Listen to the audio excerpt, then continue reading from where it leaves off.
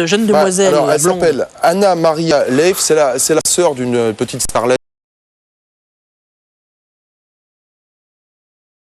Elle sortait avec l'international suisse Ludovic Magnin, là, qui était en bas à droite sur votre écran. Bon, ça s'est terminé. Et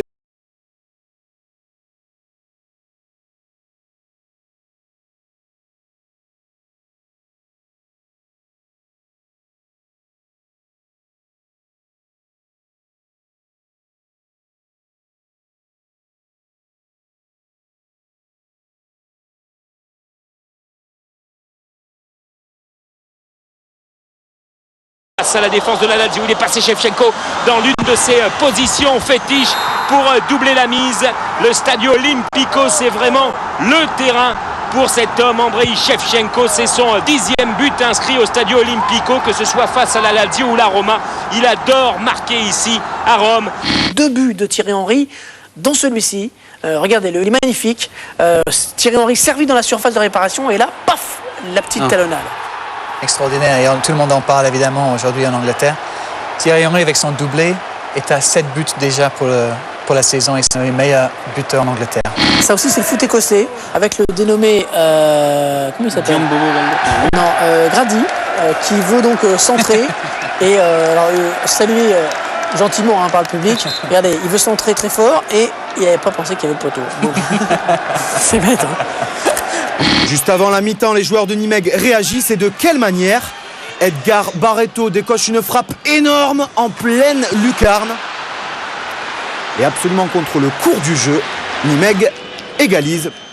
2 buts partout grâce à Giulio Battista et Carlitos. Un résultat qui intéresse forcément l'entraîneur lillois Claude Puel, que l'on a reconnu malgré cet habile déguisement. Maintenant on continue à jouer au sol et dans les pieds, donc on n'est pas beaucoup en difficulté. Attention à ce ballon bien talonné pour une reprise. Oh, c'était superbe. L'ouverture du score de Chelsea, absolument magnifique. Extraordinaire but dans sa conception, Bruno. Superbe. Et dans sa réalisation, rendez-vous compte ce que vient de faire Robben. On ne se laisse pas faire à Albacete sur le terrain avec les joueurs, également dans les tribunes. Tiens, regardez, c'est juste cette petite image qu'on voulait vous montrer avec une vieille supportrice, enfin une supportrice âgée. Regardez les joueurs, là, ils se demandent où est le ballon, Xavi. Et puis regardez, c'est cette dame qui a récupéré le ballon. Et alors là, il est hors de question qu'elle rende le ballon. Il est à moi, le ballon. C'est le ballon d'Albacete, Barça. Je le garde. Palerme qui reçoit l'Atalanta a consolidé sa place en haut du classement en venant à bout du dernier du championnat dans la douleur. Là aussi, un seul but juste avant la mi-temps par Brienza, 1-0 et quel but. Et puis alors, le coup franc de Beto pour Beyamar. Là, il se pose pas de questions, c'est la mine, c'est tout droit. Numancia en rouge et bon dernier. Les choses ont démarré comme d'habitude avec l'ouverture du score des visiteurs du FC Séville par Antonio Puerta à l'heure de jeu. Et vu l'inspiration du gardien Juanma, on comprend mieux pourquoi. Jalousie de gardien ou pas, Esteban s'adjuge sur le fil la palme du grotesque sur cet interminable ballon d'Antonio. 2-1, voilà 2 gardiens fin prêts pour la première ligue. Tampon terrible de la 10e minute avec Michel Beck. Regardez, les 2 hommes qui vont rester assommés pendant quelques minutes. On va réussir à les ranimer. Ça se déroule dans la bonne humeur. Un glaçon, ils sont pas au téléphone portable là sur l'histoire, ils s'appellent pas. Facundo Quiroga est expulsé. C'est un joli tampon sur le Brésilien Moreira. Il n'y a que lui qui considère qu'un 2e carton jaune est complètement injuste. Et regardez ce qui se passe. Monsieur Fandel a oublié qu'il avait déjà donné un carton jaune à Quiroga. Alors il lui donne celui-là. Mais Barbarez, lui, a suivi l'action. Il va voir l'arbitre. Eh monsieur, non, c'est le 2e là. Ah bon? Oui, bon d'accord. Le cafeteur. Mais toujours est-il, c'est un peu dans la série remise en cause des arbitres, on en avait parlé la semaine dernière, là c'est le rouge direct. Puis alors là aussi sur ce pénalty, regardez encore le double sauvetage du gardien sur ce pénalty raté de Jorge Lopez. C'est un match de flipper. C'est ça, c'est ça. C'est pas fini avec Serrano, le tir de De La Peña sur la transversale et là Serrano quand même Serrano qu'il ne faut pas prendre pour un jambon a bien suivi et donc marque. Belle reprise. Il était prêt ce coup franc, mais ça n'empêche pas Nedved de trouver la faille et de marquer. L'Angleterre maintenant avec Darren d'Angleterre. Ça va Darren, vous êtes allé au chien chic. Vous avez changé de nouvelle perruque pour la saison. Ouais.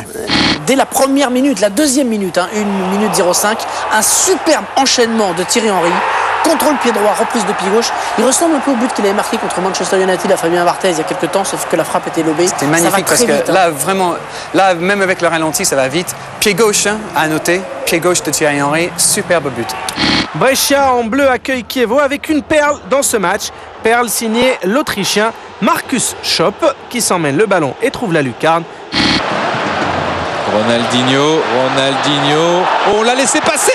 Oh oui, on l'a laissé passer Ronaldinho, la défense du Milan AC qui l'a regardé jouer. Et même s'il y avait de quoi, elle doit s'incliner sur le coup de patte génial de l'ancien Parisien Ronaldinho qui donne l'avantage et sans doute la victoire au FC Barcelone. Lorenzo, vous vouliez nous parler des soirées de Ligue des Champions en Italie, nous présenter une demoiselle qui travaille sur ces soirées de Ligue des Champions. Tout à fait, il s'agit de Alessia Fabiani qui donc présente Pressing Champions League. C'est une émission qui va sur les chaînes Mediaset du président du conseil. On va la regarder peut-être. Silvio. Hein, eh bien, il serait intéressant de pouvoir la voir. Et voilà, elle lit les classements, elle donne les scores, elle parle des prochains événements. Là, malheureusement, on n'a pas le son. Oui, là, c'est Lyon. Il faut l'entendre. Est-ce qu'on peut l'entendre? On pourrait l'entendre. On devrait pouvoir l'entendre. Enfin, et là, justement, le commentateur, en sortant, lui dit, eh bien, c'est très bien. Donc, t'as bien lu la feuille. T'as tout à fait bien lu les tableaux, tout à fait. Voilà. Un football de série Z, une espèce de bataille rangée digne d'une cour de récré. Victor Fernandez et Jaime Pacheco, les entraîneurs de Porto et Boavista, avaient pourtant dit pas les habits. Personne ne les a écoutés. Et Madame Fréchot, au final, a même dû sortir la boîte à couture.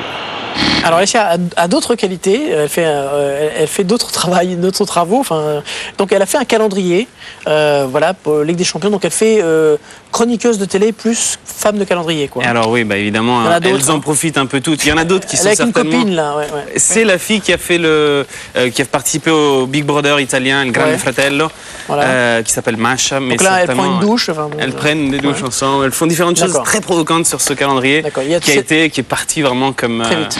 Ballon dans les pieds de Morfeo qui lève la tête. L'extérieur du gauche pour la poitrine d'Alberto Gilardino qui enchaîne lui aussi avec un extérieur du gauche. C'est tout simplement somptueux.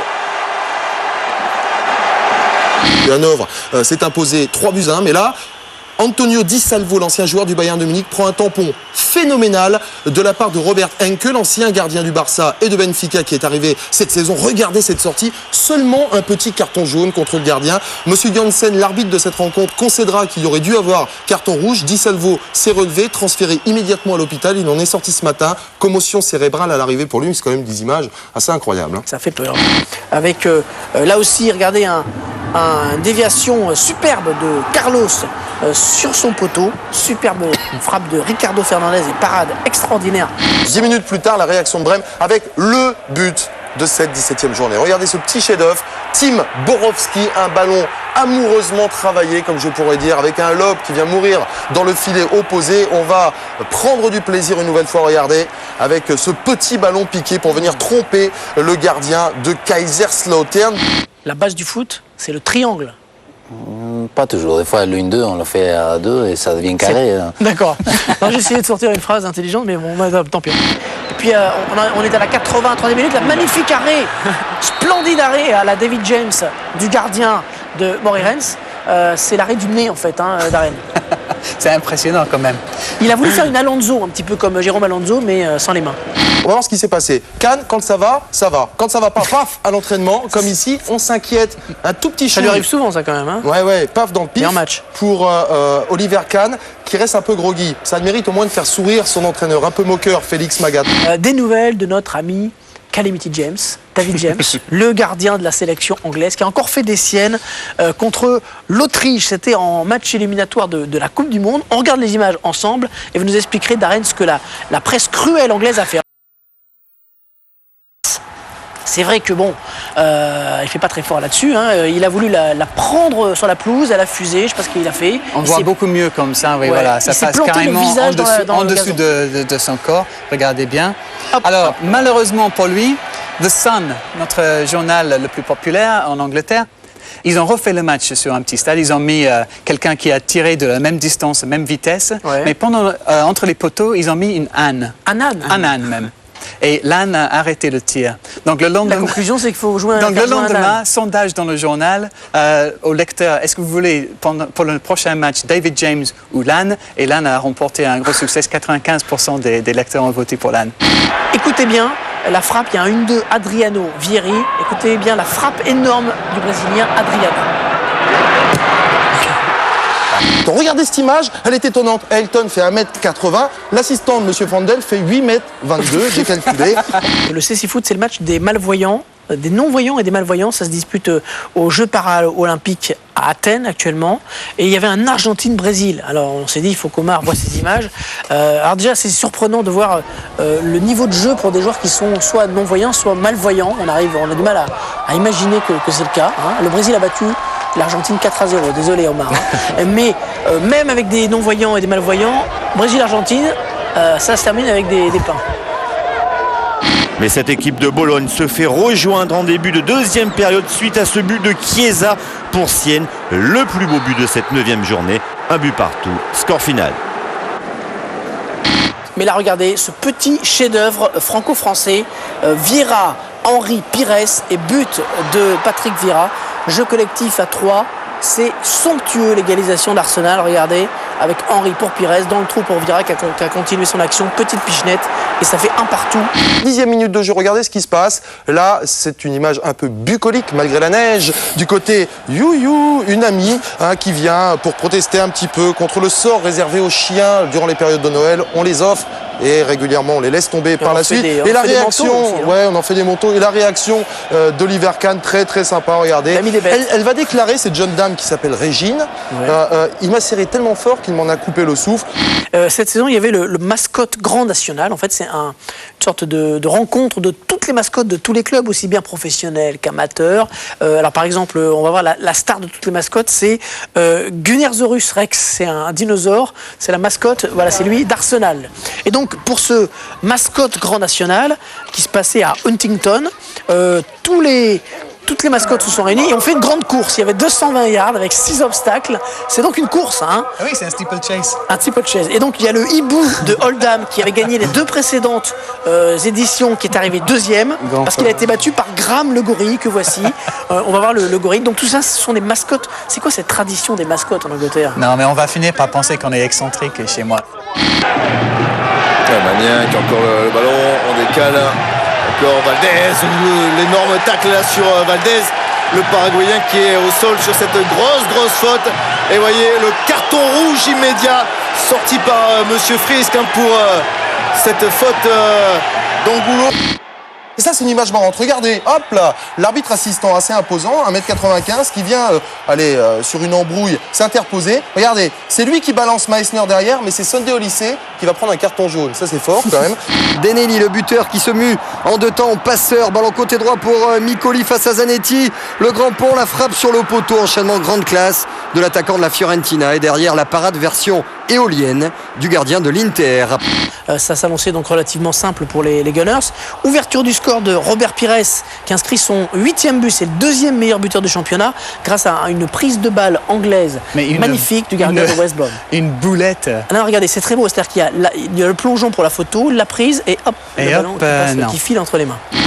C'est la nouveauté du jour en Bundesliga, l'arrivée d'une technique pas forcément nouvelle, mais assez rare pour se débarrasser d'un adversaire un peu trop collant. On la qualifiera de la technique dite du Brisburn. Alors vous êtes en train de me regarder en me disant, mais qu'est-ce qui se passe? Ça se passe à l'occasion de la rencontre qui oppose Bielefeld au Hansa Rostock. Donc Maul face à Vata. Maul est le joueur du Rostock. Vous l'avez vu, c'était extrêmement rapide. Toujours est-il que ça fait mal. Elle est là, cette technique. On la revoit au ralenti, on se prend à la gorge, on se colle, paf, c'est reparti une nouvelle fois. C'est la fameuse technique du Stundeführer en allemand. Rocky qui s'est donné corps et bien sur cette action. C'est impressionnant, le sang gicle. Malgré une rencontre disputée en deuxième mi-temps au petit trou, le talent de Ronaldinho ne se dément pas, toujours capable d'inventer des gestes insensés, même si ici l'action ne va pas au bout. C'est absolument sublime. Est-ce que vous connaissez le football gaélique? Je vais vous montrer le football gaélique. Le football gaélique, vous connaissez ou pas? Je sais ce que c'est, mais je comprends rien. C'est un football, une sorte de mélange football-rugby en Irlande. Regardez les images que nous ont dégoté les gens de la cellule de documentation. Avec des chiens au milieu. Normalement, ça se joue pas avec un chien, je crois. Non, alors voilà, regardez ce petit chien là qui a envahi la pelouse et il faut absolument le recruter parce qu'il est super fort et surtout il se décourage jamais. Ah, c'est The Mask. Parce que c'est sur la durée que c'est incroyable cette image. Regardez, il continue et il va. Alors c'est bizarre hein, ce jeu. Hein, c'est au pied, à la main. Et regardez, il prend le contrôle du ballon et il s'en va. Et il a failli se faire broyer par les joueurs. C'est un sport de fou. Il y a 90 000 personnes dès que l'équipe nationale d'Irlande joue à Dublin. Et voilà, et c'est encore plus grand le stade que celui de Lantern Road où l'équipe de foot joue normalement. Et c'est pour ça qu'on pense que le match entre France et Irlande là-bas va peut-être jouer dans ce stade-là. Regardez ça, regardez. On va voir 90 000 Même spectateurs. les chiens sont supporters de foot gaélique en Irlande.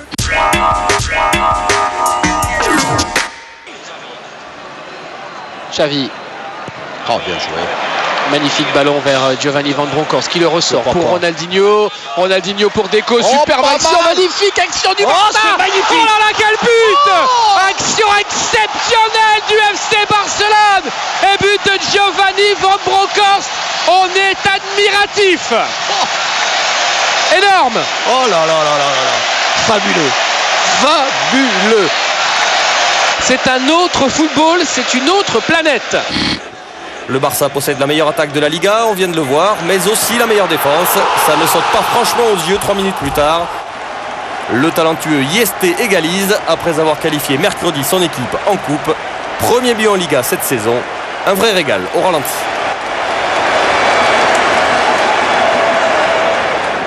Et le maillot de Bilbao vient d'ailleurs d'Angleterre et vous savez que c'est un club très traditionnaliste et qui avait décidé cette saison de briser la tradition en Coupe d'Europe. Ils avaient demandé à un jeune créateur, à un artiste de dessiner un nouveau maillot. Jean-Pierre Turot va nous montrer le maillot que devait porter l'Athletic Bilbao. Voilà, c'était de l'art contemporain. Il y a eu un tollé de tous les supporters et finalement à quelques jours du premier match de Coupe d'Europe, ils ont reculé, ils ont dit non, on ne peut pas porter ça et ils sont revenus au maillot traditionnel rayé rouge et blanc. Il n'y a que moi qui peux porter. Ouais, ça ressemble pas mal à la chemise que tu portais hier à Bordeaux. Donc voilà, le stock des maillots de Bilbao peut être envoyé tout de suite à Darren. C'est absolument hallucinant ce qui se passe. Ballon récupéré sur la gauche, ça va revenir vers Eric Mayer. Boum, c'est parti. Barre transversale, poteau gauche, poteau droit, ça roule sur la ligne et ça arrive dans les bras du gardien de l'Energie Cottbus. Ça va vite comme cela. Premier ralenti pour bien constater que ce ballon ne va pas franchir la ligne. La puissance de cette frappe est assez importante, mais regardez, toute la tranquillité pour le gardien de l'Energie Cottbus, alors que tous les joueurs d'Aix-la-Chapelle vont penser sur ce coup-là que ça va rentrer. Regardez bien, la barre transversale, la base du poteau, ça revient de l'autre côté. Là, il y en a qui se disent, c'est pas possible, ça va rentrer. Il commence à lever les bras, regardez au fond là. Ah ouais, top, c'est là. Mais malheureusement, ce n'est pas rentré. Ibrahimovic qui avait débuté la saison avec l'Ajax et regardez le but qu'il a marqué contre Breda. C'est un petit chef-d'œuvre qu'on va déguster ensemble. Voilà, il récupère le ballon, Ibrahimovic, et là il va faire un slalom absolument exceptionnel.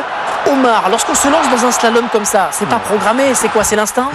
Oui, déjà il y a un côté caractéristique, c'est un attaquant complet. Il peut se permettre tout ce qui est conduite de balle. On voit, il a un dribble déroutant, court par rapport à une taille, parce que c'est quand même un bon gabarit. Mr. Darren Tourette, Darren Toulette, good evening. Vous avez des problèmes avec les noms ce soir. Good evening, good evening. Déjà vainqueur à Bilbao et au Real, les hommes de Javier Irureta vont remettre ça et pas de victoire à l'extérieur sans but de Luque. Celui-ci est un régal. Sa caresse s'achève dans la lucarne de Reina. 2-0 à l'heure de jeu. C'était vraiment dans une ambiance spéciale. Il y avait énormément de problèmes, pas seulement entre les joueurs, mais aussi de la part des supporters espagnols dans le stade Bernabéu, parce que tous les joueurs blacks, noirs de l'équipe d'Angleterre ont été sifflés.